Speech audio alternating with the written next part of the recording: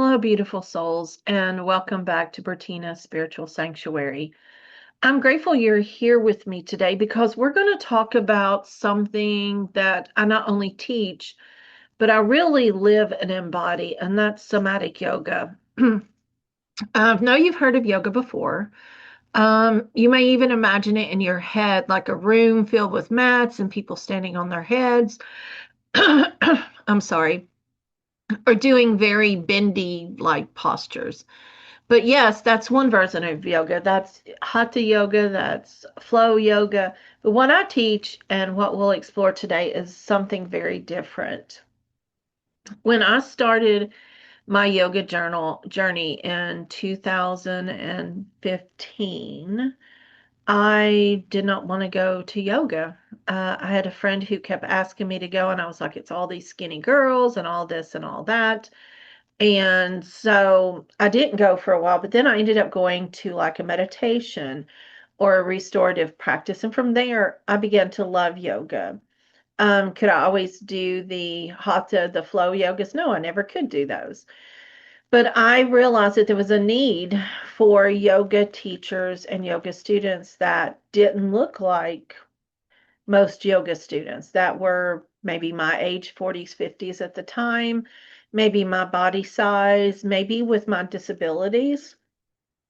And what I wanted to do was go to yoga teacher training school. I had a few stumbles along the way, some rejections, but I found the perfect one in White Crow Yoga in Nashville. Mary Irby was one of the best teachers and still one of the best teachers that I've ever had. And we talked about what was called yoga for everybody and wellness yoga. And from there, I got my 200 and my 300 degree. And I'm sorry. Um, I also got my aqua yoga certification, restorative yoga nidra, yin yoga certification, and now I just finished my somatic yoga and about to start my kundalini yoga 300 hour. So if you think that you can't do yoga, then you're wrong because yoga is a practice. You can do yoga, especially somatic yoga, anywhere on the floor, in your bed, sitting in a chair. It doesn't really matter because it's mostly about being present in your body. I absolutely love all the fun classes and the themes and everything, but to me, one of my favorite practices is somatic because I'm just being quiet and I move intuitively and it's gentle and I don't have to do what the teacher says. And if you come to my class on Tuesdays at 6, you don't have to do what I say. Most of the students leave their cameras off. I just always make sure that you're okay before you start, you're okay when we end, and we go from there. But being available anywhere, even on Zoom, where you're in your own home, where you're comfortable, it makes it available to everybody, every age, every level of ability. You don't have to be flexible. You don't need to look a certain way. You don't even need fancy equipment. You just need your body, your breath, a willingness to listen. Now, I'm not going to lie. I love my bolsters. I love my blankets. And I would do a lot more restorative yoga if people had the blankets and the bolsters. But being on your bed is so comfortable sometimes. So for a little while, we're going to talk about a couple things like what somatic yoga actually is, how's it different from traditional yoga, why is it a powerful tool for healing trauma, PTSD, or emotional release, and then I'll guide you through a short practice right here on this podcast. A lot of times what I'll do is we start out lying on the floor and we release all the things that we've had going on throughout the day. We breathe, we move gently. Sometimes we may dance, depends upon the theme, the day, or what you want to do. We do meditations and mudras and mantras, affirmations and journaling, and I love it. So settle in whether you're listening while walking, sitting with a cup of tea, watching me on my website, or just lying down in your bed. Let's begin this journey. So, somatic yoga comes from the word soma, which means the living body as experienced from within. Not how someone else sees your body, but how you think your body looks, but how you feel in your body. So, let's say that again. Not how someone else sees your body, not how you think you look, but how you feel your body. This is really different from most traditional yoga classes because in most yoga studios, the focus is on alignment, form, and achieving certain posture. In somatic yoga, we kind of flip that idea on its head, and the focus isn't on how you look, but how you feel. Instead of asking, am I doing this pose right? In somatic yoga, it invites you to ask, what is my body telling me in this moment? Where do I feel tension? Where can I soften? What happens when I release my shoulders, unclench my jaw, and just let my belly expand with breath? Have you ever just let your belly go instead of holding it in? It feels so good. And that's the heart of this practice. It's not about pushing yourself harder, it's about slowing down just to listen. When you give your body permission to move slowly and mindfully, you start to notice subtle shifts. Your nervous system begins to relax. Your muscles begin to unwind. Your emotions, which may have been buried, start to surface gently.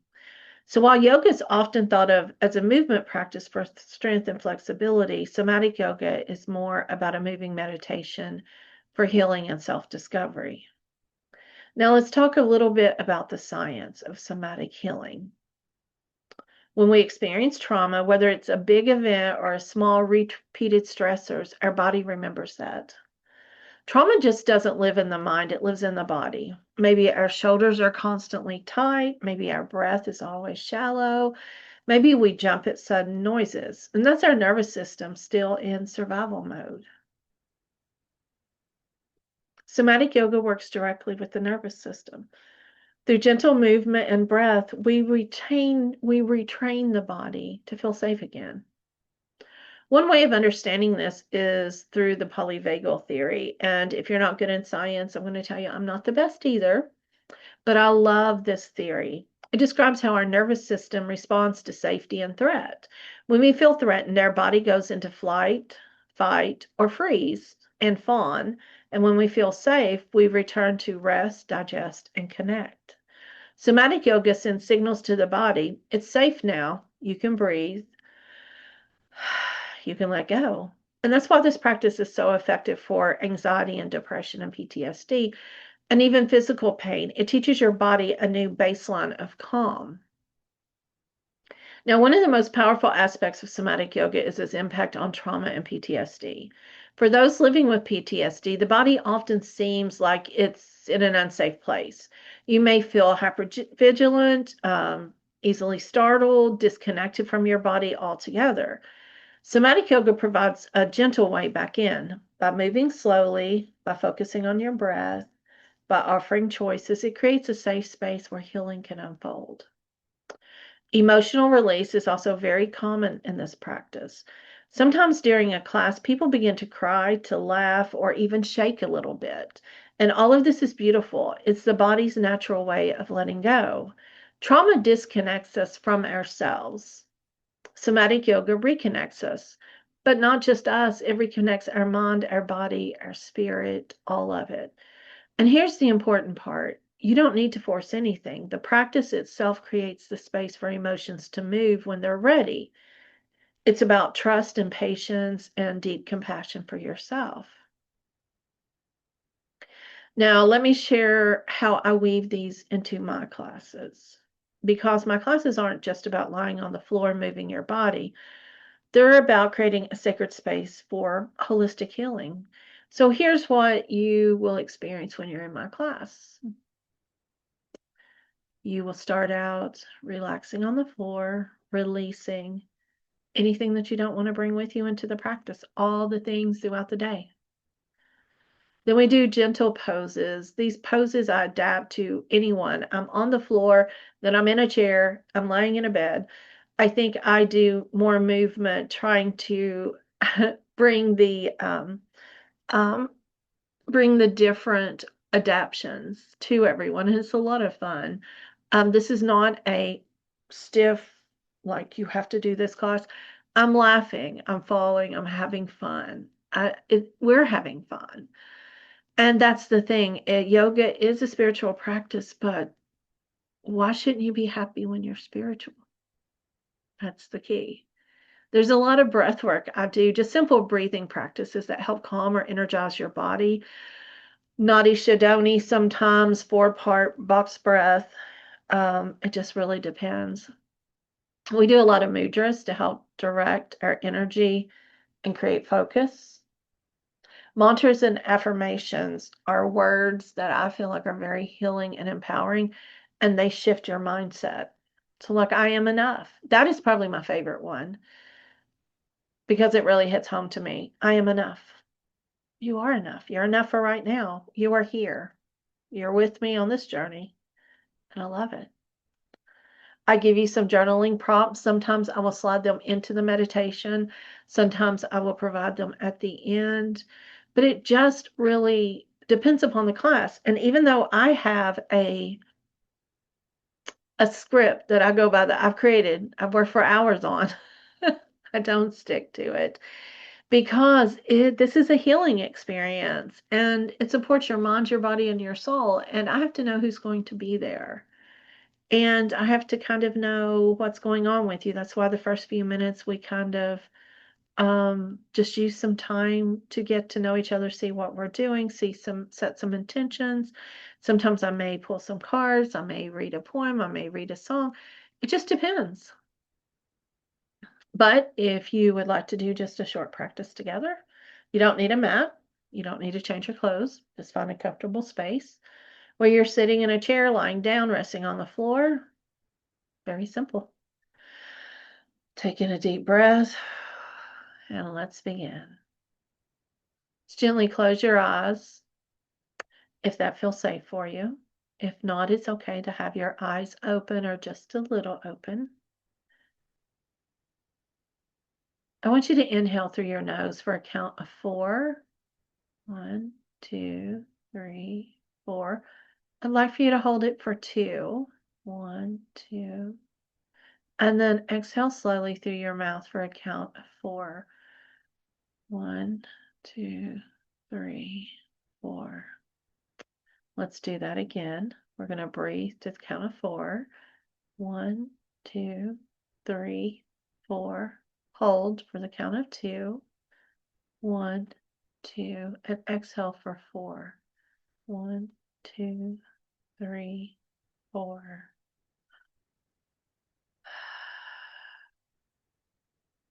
Now gently take your ears from one shoulder to the other. Very gently allowing this ear to lie upon the shoulder. You may even want to take the shoulder up and release it. Our shoulders love our ears. Up and release. Breathe. Now let's gently come to center and roll your shoulders back. Feel your muscles soften. If tension begins to release, allow a gentle sigh to escape. You don't have to carry everything on your shoulders. Remember, you are enough. Let's gently put our right hand over our heart and have your left palm resting upwards on your lap or in front of you. Breathe into your chest, feeling the rise and the fall. And as I send Reiki to you, allow this energy to come into your open hand and go into your heart. May the Reiki healing that I send you go where it needs to go and flow where it needs to flow.